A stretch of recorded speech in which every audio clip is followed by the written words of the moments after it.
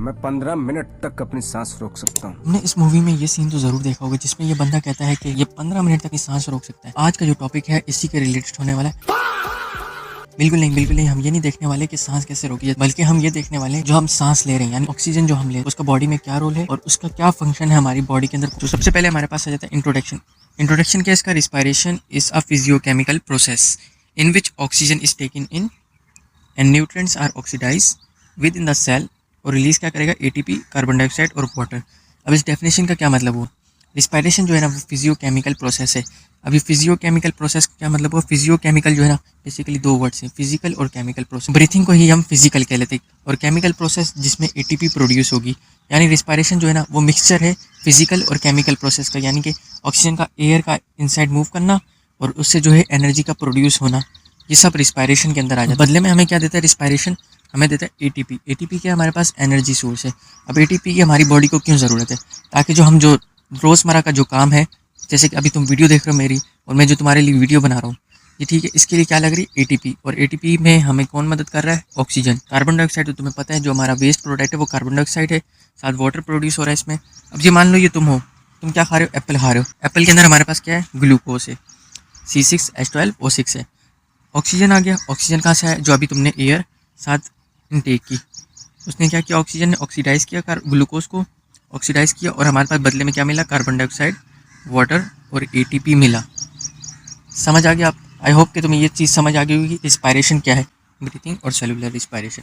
Breathing क्या है, normal वो है कि जो तुम ऑक्सीजन को मूव कर रहे हो इनसाइड और आउटसाइड कर रहे हो, कार्बन डाइऑक्साइड को रिलीज, यानी इनहेल और एक्सपायरेशन का जो प्रोसेस है वो नॉर्मली क्या है हमारे पास ब्रीथिंग आ जाता है, जिसमें क्या इन्वॉल्व होता है, लंग हमारे पास इन्वॉल्व होता है इस प्रोसेस में।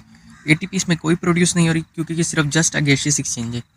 जबकि सेलुलर रिस्पायरेशन जिसको हम केमिकल प्रोसेस भी कह रहे हैं, जो कि माइटोकॉन्ड्रिया में होता है। माइटोकॉन्ड्रिया क्या है, power house of the cell.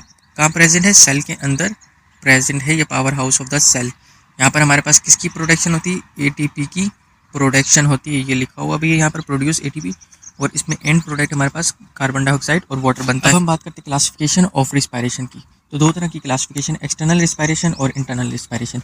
External respiration जो है वो बिटवीन लंग्स और इन्वायरमेंट के दरमियान में। इंटरनल रिस्पायरेशन जो है इनसाइड द सेल होती है, यूटिलाइज करता है ऑक्सीजन को और प्रोड्यूस करता है एटीपी।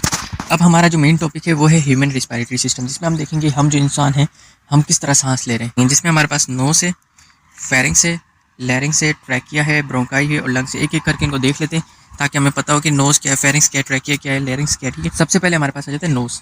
नोज जिसको हम नोजल कैविटी भी कहते हैं और नोस्ट्रल्स भी कहते हैं। नोस्ट्रल्स जो है ना वो नोज का बाहर वाला एरिया जो है उसको नोस्ट्रल कहते हैं, और ये जो इनसाइड जो है ना इसे नोजल कैविटी। इतना समझ आ गया है कि नोज को हम नोजल कैविटी या नोस्ट्रल्स भी कहते हैं।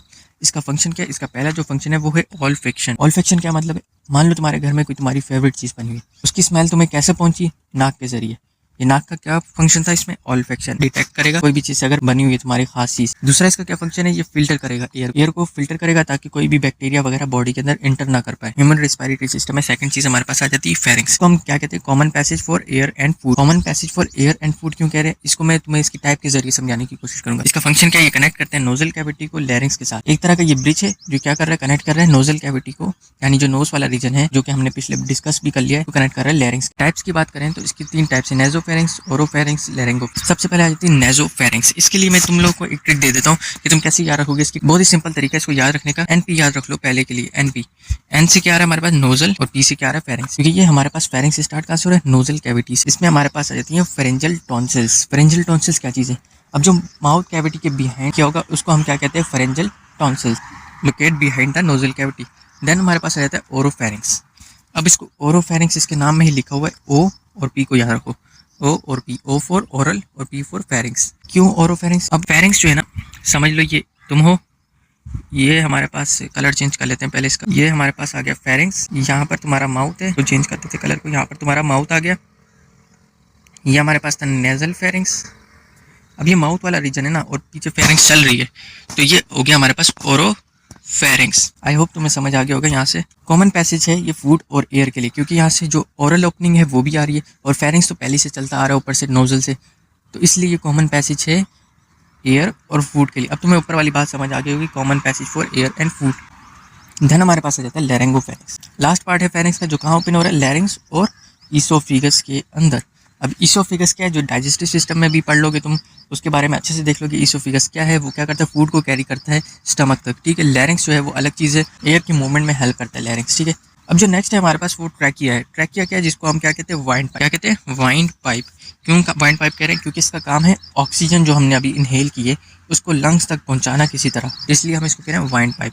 ये कितने सेंटीमीटर का होता है, 10 to 30 सेंटीमीटर लॉन्ग ट्यूब होती है, और इसमें हमारे पास जो है सी शेप्ड कार्टिलेजिस रिंग होती है, सी शेप्ड कार्टिलेजिस रिंग।